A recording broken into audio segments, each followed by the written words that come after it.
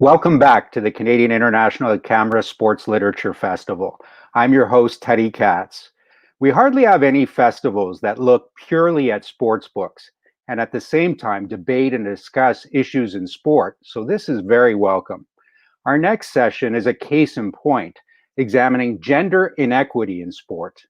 In 2019, Canada's Minister of Science and Sport at that time, Kirsty Duncan, said gender equity would be achieved by 2035. Is that possible? Is just one of the many points of discussion here in this session. We're thrilled to have CBC host and two-time Olympic speedskater Anastasia Bucsis joins us to help moderate our panel discussion. Anastasia, welcome and thanks for joining us. Thank you so much, Teddy. Before I give you the honor of introducing our panel, tell me how important this discussion is to you and this discussion around gender inequity. I mean, it's everything, to be honest. I say this all the time, but I believe it's completely true. Sport is a mirror to society, and sometimes it's a magnifying glass. And we celebrate sports for uniting us and for being agents of social change, but it also really reflects, kind of where we're broken in society. And we need to figure this out, to stifle anyone or 50% of the population is a disservice to everyone. And so I'm excited to have this conversation. It's a tough conversation to have because it always raises so many emotions, but our lineup is phenomenal. And I know that whenever we have these hard conversations, it betters everyone. So thank you again for having me here. Thank you. And we have a great panel. Take it away. Oh, a great panel. I'm honored and humbled to connect with our panel. First and foremost, Sami Jo Small, absolute legend in women's hockey. I mean, three-time Olympian in one of the greatest Olympic teams of all time. We just heard about her new book, of course, The Role I Played. Founding member of the CWHL, the Canadian Women's Hockey League, which unfortunately folded in the spring of 2019. Sami Jo is still absolutely, kind of the left ventricle of the sport in this country, huge mentor to the current crop of Canadian superstars. So thank you, Sami, for joining us. Thanks, Anastasia. That's quite the introduction. I appreciate it. I got to pump your tires a bit, but it's all true. I'm so grateful to be joined here with you. Well, thank you for having me on. This will be a great topic of conversation for sure. Yeah, I want to pick your brain. Next up, Sarah Pavin. If you don't know her, get to know her because you are going to know her in Tokyo. She competed in Rio, came fifth, found a new partner in Melissa Humana-Paredes, an absolute powerhouse in this conversation as well. And she's world champion now. She's basically unstoppable with her partner, Melissa. And again, get to know her because you certainly will know her in Tokyo. Fun fact about Sarah, she's been watching Buffy the Vampire Slayer, just as I have during COVID. Just like you. Stars, they're just like us. Thank you so much, Sarah, for being here. Great to be here. Oh, it's going to be a great combo. Next up, Helen Stambos, an absolute legend in the beautiful game. She was inducted into the Canadian Soccer Hall of Fame in 2008. And she is the first woman, first person. I even got this wrong. She is the first Canadian to score a goal at the World Cup level, man or woman, in 95. And with that, she birthed, millions of kids' dreams to do the same. So thank you so much for joining us, Helen. This panel is going to be amazing. I want to pick everyone's brain. It's a huge topic. And I was like, where do we even start? So I will challenge you guys or empower you to let's, make it a conversation. I know I'm moderating, but if someone says something that, resonates with you, please add on. There are no rules here. Let's just make some magic with the conversation. So thank you again. Let's start off with a startling statistic. There's no women's professional leagues in Canada, and it's 2020. So let's start with you, Sami Jo, because of course, so instrumental with the Canadian Women's Hockey League, served as vice president, was a GM. That league folded in 2019. What were some of the struggles? For sure. So I think first and foremost, there is a professional team in Toronto in the National Women's Hockey League now. So there is one team. And, I'll get into the CWHL and, why we folded. But I think that you're right. There is no professional leagues in Canada. But that's not to say there's not professional women playing sport. And I think there's a big lacking in the conversation there, that there's a lot of women making money at this sport. And I think we need to celebrate that. Often we look at the negatives and what is not good about sport. But I can actually remember watching Helen play in '95 in San Jose. So I was a Stanford student at the time and made my roommates, I think you guys played Japan maybe? With the first game, did you watch? So it was in San Jose. Oh, it might have been. Gosh, we were all over the place that year. All over the place, yeah. So somewhere in the Bay Area. Anyways, and the stadium was packed. And it wasn't even the US playing. And it was amazing to see. So I think these incredible feats need to be celebrated. And we often forget about the incredible things that women are doing. And, I am often asked about, why did the CWHL fail?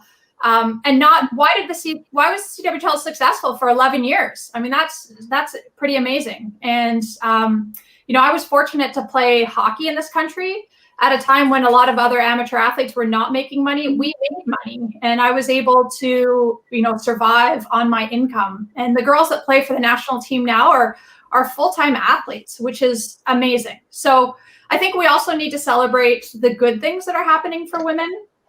I always say that I'm never going to be a NASCAR fan, and other people don't need to be women's hockey fans, but we have a ton of amazing women's hockey fans, and those people can't be discredited, and we need to appreciate what we do have to be able to build on and move forward.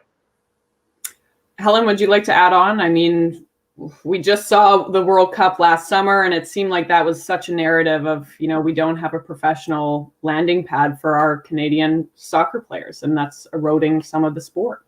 Well, and I think like Sami Jo said, we do have a lot of our Canadian players playing in the States and playing overseas. So there's actually an abundance of professional opportunities for women's soccer players.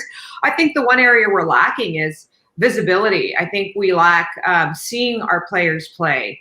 I think what we found, at least in soccer and with me, is, when I was playing, I played in the World Cup. A week later, our games were televised. I mean, we got home and they were televised late at night. So people didn't even know we were playing in a World Cup or that we played in a World Cup. But I think what you've seen with women's soccer is the more visibility they've got, the more success they have, and the more people attach themselves to the team. You can't attach yourself to something you don't know. And I think we just need to, I think it's something like 8% of sports on TV are women. And that's where I feel there needs to be more attention. Is we need more visibility, and we need more visibility of women in also more powerful positions. We need to see women in leadership roles, in advisory roles, in coaching roles. I mean, when I was playing and we finished playing, most of my teammates didn't go on to coach. And I think that was somehow because we never saw ourselves represented. So until you see yourself represented, until you see players out there playing, and I went to the 2015 Women's World Cup. We had a 20-year reunion there with my team, and to see the girls wearing, Sinclair jerseys, Matheson jerseys, Rhiannon Wilkinson jerseys. That's a product of visibility. Without visibility and being in front of people, you don't have the fans that are there to support them and able to see them. You need to be able to see them, and you need to see women in leadership positions as well, so that when a girl is playing a sport and let's say, just loves the sport so much, she knows there's opportunities for her because she can see herself out there represented in those roles. And I think that's a really big passion of mine is trying to get more women in visible roles. I think it's so important for young girls to see women in executive roles, in boards, in as coaches, as assistants, in every aspect of sport, in order for them to go, okay, if I don't make it to a provincial team or a national team, why don't I, try to get onto an executive, or why don't I try to coach? It's just a subconscious thing. You don't, unless you see it, you don't think you're able to do it. And we need to increase that visibility of women in sport.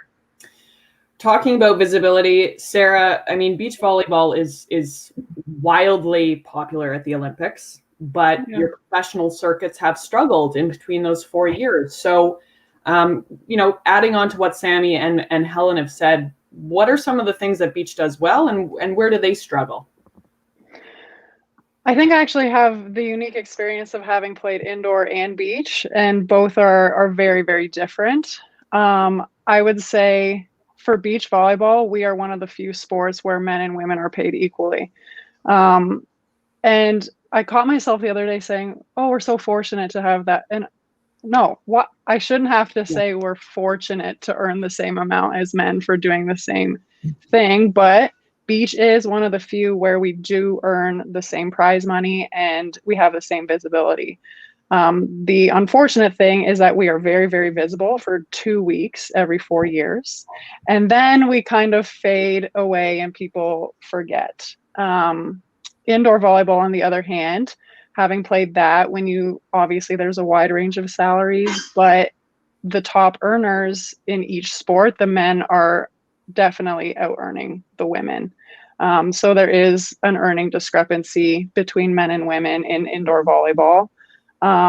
Much like Sami Jo was saying, all of our professionals have to go overseas to earn a living. There are huge leagues, and volleyball is one of the most popular sports in the world.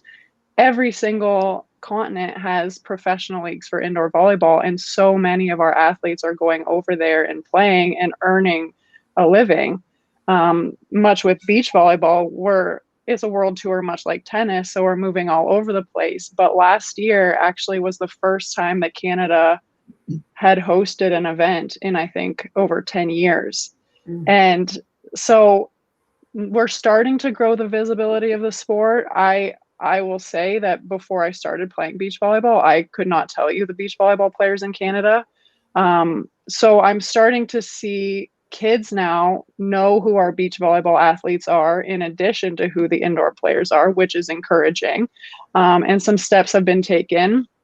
CBC is airing some of the beach volleyball games and stops in the world tour. So we're starting to gain some traction with that, but we're definitely far, far behind, I think, where we want to be, for sure. Sarah, do you think that's more consistent coverage for you? Is that what you would say is limiting kind of visibility for you? Because everybody should know your name. Everybody should know your name. Well, thank you for saying that. But yeah, I think because we're not playing, like in the States even, Melissa and I play on the American domestic tour, and there's a huge following. And Americans love beach volleyball, but we come here and it's like people walk by and they're like, oh, what is this? What is there an event happening? Like who's playing? And so like just Canadians don't have that awareness of the sport due to the lack of visibility, the lack of coverage that we get in Canada, the opportunity to play on our home soil. So yeah, I would definitely say visibility is an issue because like Anastasia said, we're one of the most popular sports at the Olympics, and then people just forget because nobody knows where we're playing or when. So to go back to even the original question, like, and Sami Jo, yes, I was there. There is a professional team in Toronto. I apologize, with the NWHL, but no specifically Canadian professional leagues in this country. So how important is that? I mean, yes, visibility on media and whatnot, but really to be playing in Canada, the fact that we don't have anything substantially set up right now, do you think that that's eroding, the future livelihood of women in this country? So great question. I think that, let me unpack the two different questions. One is, what exists right now for women's hockey is there is the Pro Women's Hockey Players Association that will be playing games throughout the year and are representing sport and holding out in order to tie into the NHL and come under their umbrella. So that's a very divisive issue, the NWHL versus the PW. And I think what we've created in women's hockey is sides, which I really hate, because I feel like we have this chance and this opportunity to really elevate our game to the next level. And the voices are not listening to each other. and both are incredible. I think both are doing some amazing things.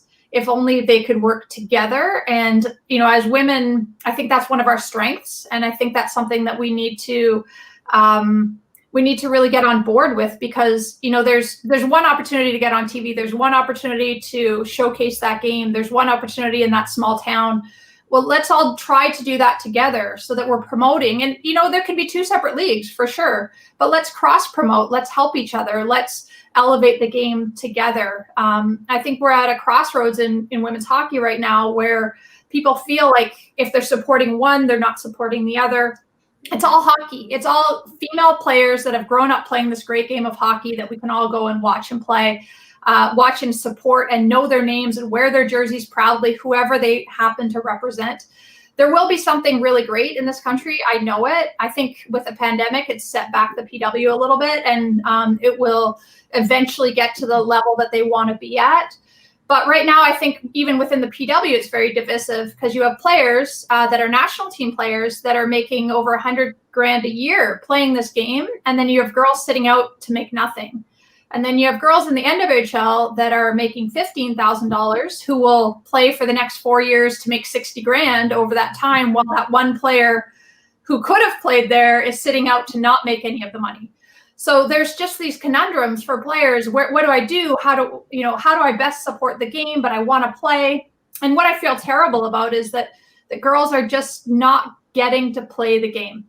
Not that they're not getting to play in front of large crowds. They just, you know, they don't experience the dressing room, the teammates. You know, Helen said she had a reunion 20 years later with her teammates. That's the thing that I take away from sport. And that's the thing that I think is missing right now in elite women's hockey, is they're missing out on those opportunities. I just feel terrible for it. So do I know the answer? No. But can I talk about the issue? Yes. So if you guys have any answers, then by all means feed that to them, because I feel like really it just is about listening and moving forward together. Anyone want to add on to? Anybody want to solve women's hockey right now? Anybody? I think in soccer, you're seeing too, it's the way it's being run now is so different. I mean, I remember I played soccer because I loved playing the sport and I loved being with my teammates.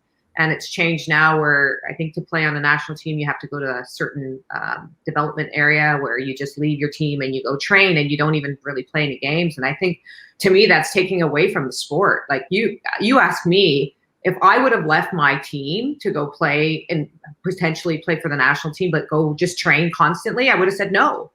Because this is where you develop your friendships. This is your family. This is where, when you're having fun, enjoying something, is when you become a better player. Mm-hmm. And I think, you know, maybe there needs to be a little bit more input from the players that have played the game when they're administering these new protocols as to what you know, we can have input into, because I think that's so important.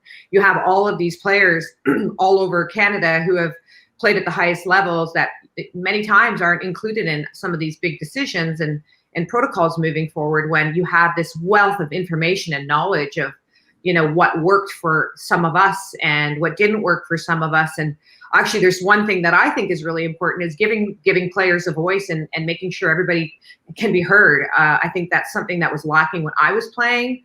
You know, if anybody had any sort of dispute or issue, if you ever spoke up, you were basically just you didn't come back to the team or you didn't play.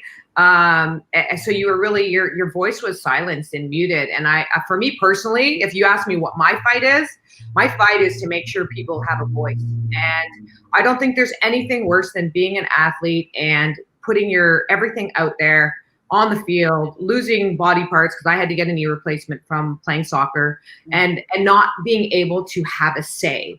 When I wasn't making money, I was putting out money, and I was just playing because I loved the sport. Yet I was sitting there in a position that was not healthy. And all of the players on the team, I'm sure it's happened on a lot of teams, it wasn't a healthy environment, and yet we had no say. So I know for me personally, I think there needs to be some middle organization for players where a player currently can have a place that's safe for them to speak. And then whether it's alumni that come forward and have that voice to the general people, whether it's to, you know, administrators or whatnot, But I think that for me personally, I think having a voice is something that's really lacking in all sport, especially women. And you're just finding players, once they do have a voice, you see the repercussions instantly. Sarah, do you have anything to add? Just building off of what Helen was saying with players having a voice, I feel like as a woman, the discussions are never just about our athleticism or our performance. So many other things are always brought to the table. And I think that really pushes us down as a gender. Like, I would love if discussions were just about how good my team is and how we played every day. But no, it's about our bodies, what we look like. Are we too aggressive? Are our personalities too like aggressive for a woman? Who's our boyfriend? Are we married? And those kind of things as a woman athlete, when you're hearing them over and over and over, it can be very discouraging, and it's frustrating because I'm an athlete. I do this for my living. I want to be celebrated for how good I am at my sport and all of the work that I've put in to reach the highest level. I don't want you to worry about if I am not nice enough, or if I don't smile enough, or if I'm not like, I don't look like the ideal woman. Like, those conversations and being able to have a voice and talk about those things without the judgment and having to be a stereotypical woman. Those are things that we talk about a lot and that we have to deal with every day. And I think that's one thing that's holding women back too, is even on TSN and stuff where you see the conversations are not just about how good we are and like what our skill level is. It's so many other things are coming into the mix. I always said that we would have made it as a sport when somebody said that Haley Wickenheiser had a terrible game. You know, like, not all the top players have great games all the time, and that is never reported in the media until now. I think now in women's hockey, we have some amazing bloggers that are real fans that are really reporting on the game. And sometimes as an athlete now, it's hard to see because you're like, I thought you guys just liked me this whole time. But the reality is that they're commenting on hockey, and that's nice to see. But they are just bloggers. They're not working for the mainstream networks yet. And a lot of these amazing women are incredible journalists that I think need to be visible. Like Helen said, these people need to be working at TSN, at the major networks, so that that voice is heard, and that people are not afraid to say negative things about how Sarah played, or maybe her outside hit wasn't as great as it should have been. Like, people shouldn't be afraid to say that about women's sport. I think that's when we will have made it, is that we're trashed in the media. I agree. I think that what's great is when I watched the Women's World Cup, there were all women commentators. I mean, I was probably, I think, one of the first commentators after I finished playing. I got injured and I couldn't play anymore. So in the 99 World Cup, I became a commentator. And I think I was the only woman with all men. So watching the last World Cup and seeing them have a full panel of women, that needs to be done. Like, there's no reason why women aren't commentating. And I actually remember sitting there at the desk thinking, well, this is really interesting. I'm sitting here and they're commenting on like my teammates, but I'm the only person that played with them. So I think that, again, it becomes, when do we start making these changes, and when do we start putting women on as the faces and the players that know the sport? I just think it's so incredibly important, and it'll create a shift in just every subtle way of perception on so many different levels. Once you see professionalism, once you see them speaking, once you see them understanding the game, that's when I watched the Women's World Cup, and I thought it was one of the best coverages I'd ever seen of women's soccer, and it was the whole women's soccer panel. And that's a testament to, it gives more credibility. And the more people see this, the more they understand women in sport beyond an athlete, but just women in sport in general. So that's a great, I could go a million ways with this conversation. Thanks, guys. We're flowing. Let's talk about, and I know this has been heavy with soccer talk, but the U.S. National team, of course, has been in the headlines for what seems to be a few years now. They just sued the U.S. Soccer Federation over pay discrepancy, about gender equity. And that conversation, of course, has shifted ever so slightly. And I actually think it's a really interesting take. And I'm going to read a quote here, but we are told female athletes are paid less than men because they generate less money. But that will always be the case if women's sports aren't marketed properly. So it's not actually an issue. I mean, it's still an issue with pay equity, but let's talk about marketing equity. What are your thoughts on that, Helen? What were your experiences when you were playing? And then let's go to Sarah and then Sami. Well, we didn't see women when I was playing. Easy way to start, yeah. It just didn't happen. I mean, you came to our games and there was no media, there was no attention. But I think now, if you can see the shift, I mean, a lot has shifted, and a lot of that has come because there's been more visibility. But you can't tell me, I mean, any women's game that comes up, they're completely sold out.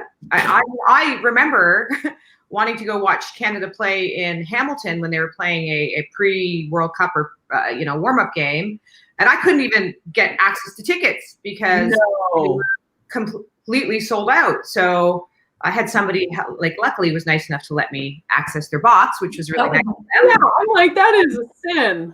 But I mean, you want to go in another direction. I mean, we didn't even used to get tickets from Canada Soccer to watch our women's team play. So, I mean, on so many levels, I just feel like there's this just disrespect for women's sport.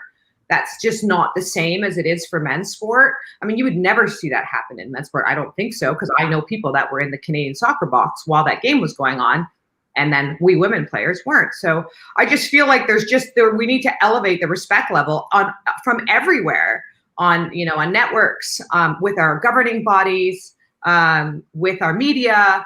I mean, I think once we elevate that respect, and you saw it with the women's soccer team. I mean, they went from, when I was playing to, my dad and families watching the games, to literally selling out every single game. When we were in Vancouver, it was insane. I was so proud to sit there in the stands and to look around and think, wow, they've really come a long way. And from a financial perspective, I mean, they sell out. They sell out. We know they sell out. The American women's team, they sell out. Yeah. Sarah? I mean, as I said earlier, in beach volleyball, we earn the same. Men and women earn the same. We play the same tournaments. Representation is the same. With indoor, men are paid higher than women. But I think it's really cool because for beach volleyball, I am getting so many, I get tagged on Instagram and people send me pictures. Men send me pictures and they're like, I went to play beach with my friends today and I was you and my friend was Melissa. And how cool is that? I feel like that in 10 years ago, 20 years ago, that would not be the case. But people all over the world, because most of our games are streamed on YouTube, are able to see, and men are having no shame being like, you guys are currently the best. We want to be like you. And I think that that's so encouraging. Obviously for indoor volleyball, there is a bit more of that discrepancy, but the representation and the opportunities are the same. So I think I've been in the Volleyball Canada system for 20 years now. So I have never felt discriminated against as a woman. I think Volleyball Canada has done a really good job as far as how they pay us, carding money, how it's distributed, and being a professional athlete in the sport. I feel like the sport is definitely on the right track because it's popular for men and women all over the world, and men are as excited about the women's game as their own. Awesome. Just to add to Sarah's comment, I went to high school in Winnipeg in the 80s and 90s. And the women's volleyball team the national team was housed in Winnipeg. And so they were the biggest team next to the Blue Bombers that we had in the city. And so every school got to go watch the national team play. And I can remember so many of my male classmates wanting to be Michelle Sawatsky because she was the setter on the team. And that was a really big deal. That was me as a female athlete seeing my male peers admire the people in front of them. That means so much. And so many of those people, those men, are now parents of little girls who are now playing sport. So I think some of it just takes time. Some of it just takes a generational change for that one person to have seen, and that could be male or female, to have seen an elite athlete and think, wow, maybe my daughter, my sister, my mother can be that person. Maybe I can be that person. And so I think, volleyball, when I went to Stanford, men's volleyball played in this little tiny gymnasium, and women's volleyball played in the 15,000 seat arena and sold out every game. So I think there's some really positive steps that have been being made, and that's probably why volleyball around the world is so successful, and that there is this pay equity. Is a lot of women probably put a lot of work into it early on.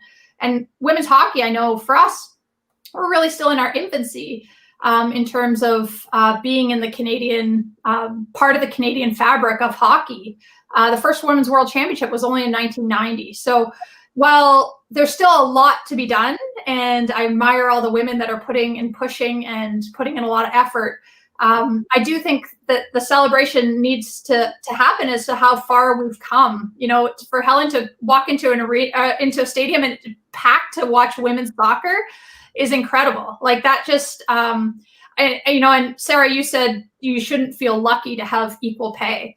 Well, we're fortunate compared to the women before us. Yes, you're right. That should be normal, for sure. That should be normal. And it should be normal for every woman in every job to be earning the same as they did.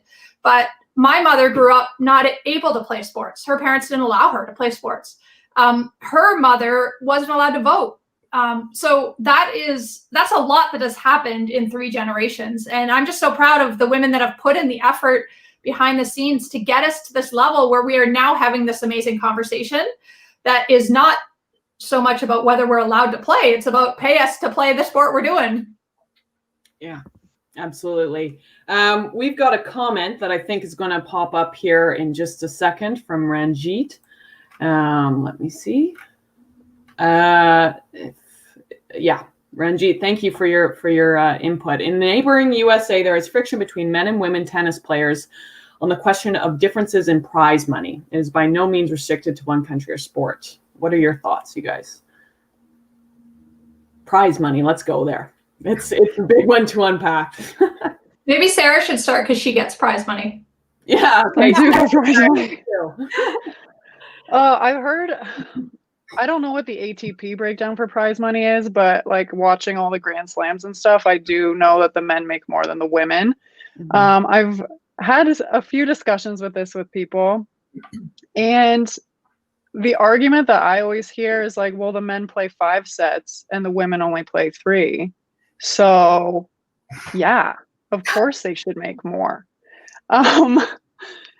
Which, okay, fine. They're spending more time on the court, whatever. But no, Serena Williams is the most famous tennis player in the world. She is a brand. She is the perfect representation of the sport. And you have Naomi Osaka. You have just countless women who are the perfect representation of the sport. And don't get me wrong, the men have great athletes too. Federer, Djokovic, etc. But people come to watch Serena play. People come to watch Naomi Osaka play. So much of that revenue, and I would say the majority of the revenue, is generated around women. And I feel like they need to be compensated because of that. ATP tennis is a business. They are selling tickets. They are getting that ad revenue, and a lot of it is coming from women. And I think that they need to be compensated as such. Yeah, I think it's very similar to, it's very similar to women's soccer in the States, especially, where the majority of jerseys being sold are jerseys with women's names on them. Yeah.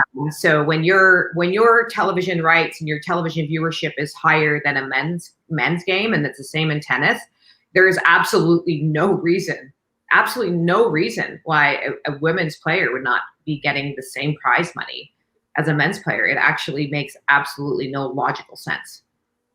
Yeah, and I think, every team I've played on and every group that I've ever been a part of has people that are super inclusive, super nice, super amazing. And then every team has the other end of the spectrum. And I think it's no different for any sport. And I think we need to look at where the complaints are coming from here. Are they coming from the majority, or are they coming from the vocal minority? And that's why I think it's important to have women represented, as Helen mentioned, on those advisory committees that are making those decisions, because there's going to always be a vocal minority that is against whatever is happening in the world. But we need that majority in the middle to be inclusive representation of whatever society that league exists in, that are making those decisions. And, let the people talk. But the reality is, you're right, there's no reason why there shouldn't be pay equity when they are bringing in the same revenue at that point. Let's go to a startling fact. It came from a Diamond League actually yesterday. I just want to get my facts completely correct. So, of course, Elaine Thompson won the 100-meter yesterday. I have too many numbers in my brains. She won it in a year's best time of 10:85. She got 4 lines of coverage in comparison to her male counterparts. Let's go there. How does the media need to step up? Yeah. Aside from just saying we need to show it on TV or we need to have more coverage, like what, let's get into the nitty-gritties, how the media needs to step up. I just think there needs to be more of an interest. I mean, it starts from the top. Everything in business and life starts from the top down. So but the message has to be from the top down, and there has to be a value placed on it, an importance placed on it, not just a side importance. It's got to be a main importance. I mean, that's huge, and people will value what they see. I mean, we see it all the time. You make a front page, that's what gets all the attention. So people will value what they see, and I think it's so important for all media to be aware that that is the case, and that needs to be equally represented from their perspective as well. I mean, but it comes from the top down. You've got to have leaders that say, we need coverage that's more, gender neutral and giving more women opportunities to get front page news and front page attention. And but I just think it's got to become a very important part of their steps moving forward. I think it has to. For women to be placed to get more equality, you have to see it more. And that's just what it is. You have to see it more. Mm-hmm. Sarah, I touched upon it, but I mean, knowing beach is so popular during the Olympics. Aside from just consistency, is there anything that the media can do to help, lift the boats of your professional circuit? I feel like so much of the media attention around our sport is obviously around what we wear. Mm-hmm. And that is completely taking away from what we do on the court. Because that is the discussion that the media likes to generate, because it creates a lot of buzz. People love to discuss it. So that is always the focus. I think we need to step away from that. That has been talked to death. We have gone there so many times. It's time to start to change the narrative of, people think that they can play our sport on vacation and they can just chill and wear a bathing suit too. So the narrative needs to change from look what these girls are wearing, what are they thinking, to these girls are covering the court, but with 2 people in the sand. Every single sport in the world uses sand as a conditioning tool, and these girls are doing it every single day. So let's talk about the physical requirements required to do this. Let's talk about how hard it is and really just elevate the sport as a whole, because I think it has just been given this party sport kind of feel, and it's far, far from it. So we need to move away from the swimsuit issues. We need to move away from this is a vacation sport to really diving into how difficult it really is. Thank you.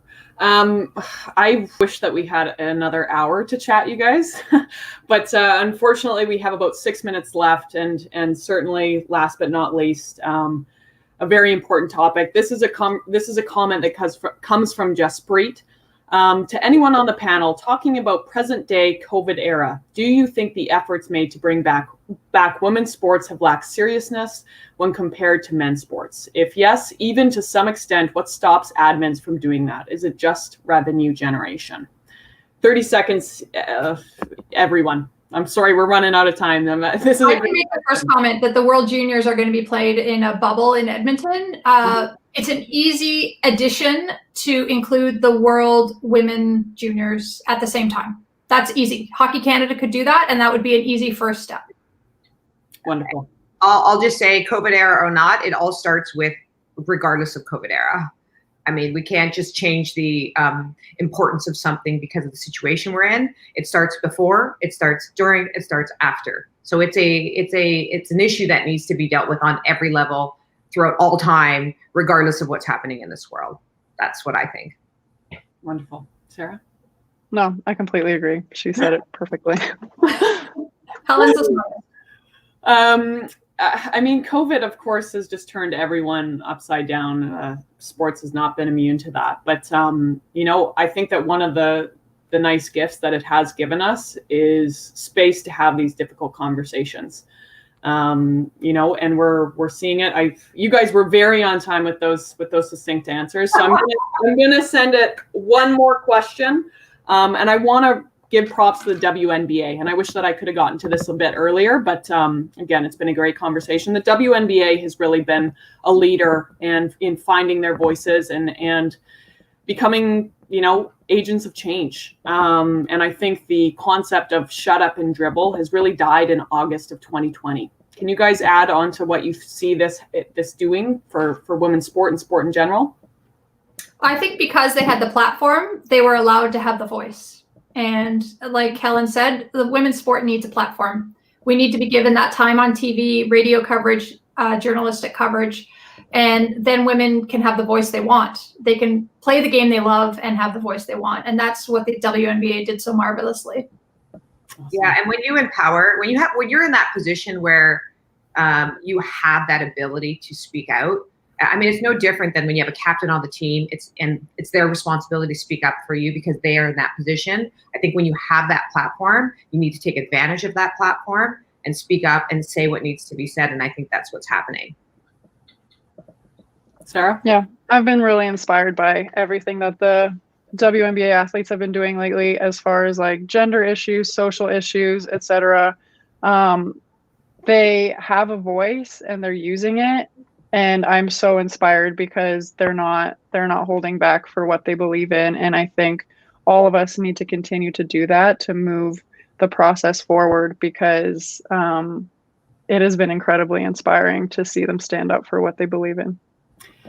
This session has been inspiring. Thank you guys so much. Again, I could talk to you for 3 hours. So maybe we should just all go for a coffee after and connect and further this conversation. Distant coffee. Yeah.